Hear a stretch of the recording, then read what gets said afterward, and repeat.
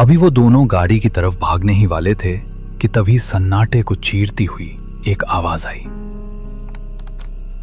एक लकड़ी की लाठी जमीन पर टकरा रही थी। अंधेरे के बीच से एक धुंधली पीली रोशनी उभरने लगी। एक बूढ़ा आदमी उनकी तरफ बढ़ रहा था। उसकी लालटेन की लौ नीली पड़ रही थी। रात बहुत गहरी है मुसाफिरों, और इस जंगल की भूख उससे भी गहरी। बाबा, आप कौन हैं? यहाँ कैसे? हमारी गाड़ी खराब हो गई है, क्या आप हमारी मदद कर सकते हैं? मदद? इस जंगल में रूहें रास्ता भटकती हैं, मदद नहीं मांगती। तुम लोग काला कुआं की जमीन पर खड़े हो। आज अमावस्या है, आज यहाँ का पत्थर भी बोलता है। बाबा, हमें बस यहाँ से निकलना है, हमें डर लग रहा है। डरना भी चाहिए बेटा। इस मिट्टी के नीचे वो लोग दबे हैं जिन्होंने भूख और प्यास में अपनों का ही मांस नोच लिया था। 100 साल पहले इसी रात को गांव का कुआं सूख गया था। लोग पागल हो गए थे। उन्होंने एक दूसरे का खून पीकर अपनी प्यास बुझाई थी। तब से यह जगह शापित है। बूढ़े ने अपनी लाठी से दूर एक पुराने ढह चुके कुएं की ओर इशारा किया।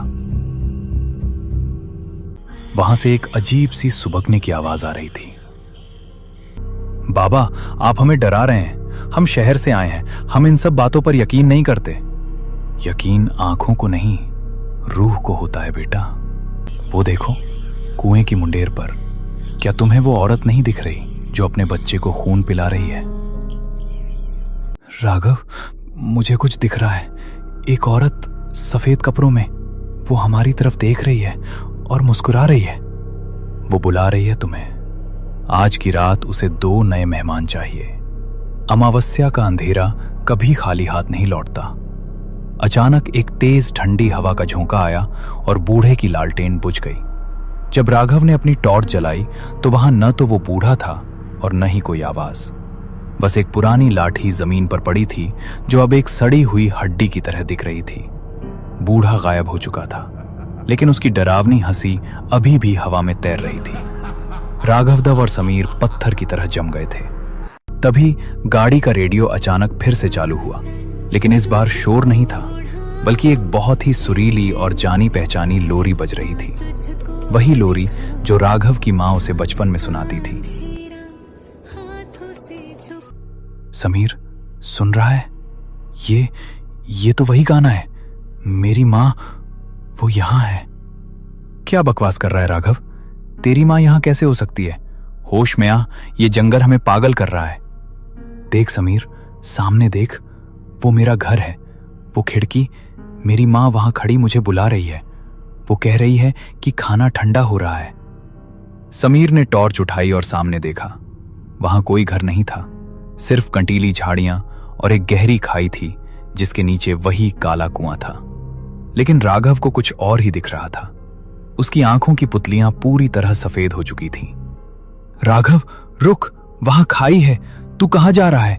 मेरी बात सुन। समीर, तू भी आना। देख, अंदर कितनी रोशनी है। बूढ़ा सही कह रहा था, अमावस्या का अंधेरा बहुत सुकून देता है। राघव धीरे धीरे खाई की मुंडेर की तरफ बढ़ने लगा। समीर ने उसे रोकने के लिए उसका हाथ पकड़ा, लेकिन जैसे ही उसने छुआ, समीर के मुंह से चीख निकल गई। राघव का शरीर लोहे की तरह ठंडा था और उसकी खाल कागज की तरह फटने लगी थी। तू राघव नहीं है।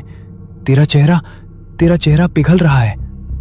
राघव तो कुएं में गिर गया समीर, बहुत साल पहले। आज तो सिर्फ मैं हूं। अचानक चारों तरफ से वही खटखट की आवाज आने लगी। सैकड़ों लालटेन की रोशनी झाड़ियों से उभरने लगी।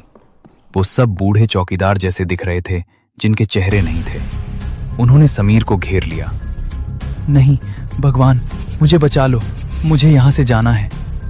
अमावस्या प्यासी है। समीर ने अपनी आंखें बंद कर ली। एक तेज चीख पूरे जंगल में गूंजी और फिर मौत जैसा सन्नाटा छा गया। अगली सुबह सूरज की रोशनी ने उस भयानक जंगल के राज खोल दिए। पुलिस को सड़क के किनारे वही पुरानी जीप मिली। गाड़ी का बोनट खुला था, लेकिन इंजन में कोई खराबी नहीं थी।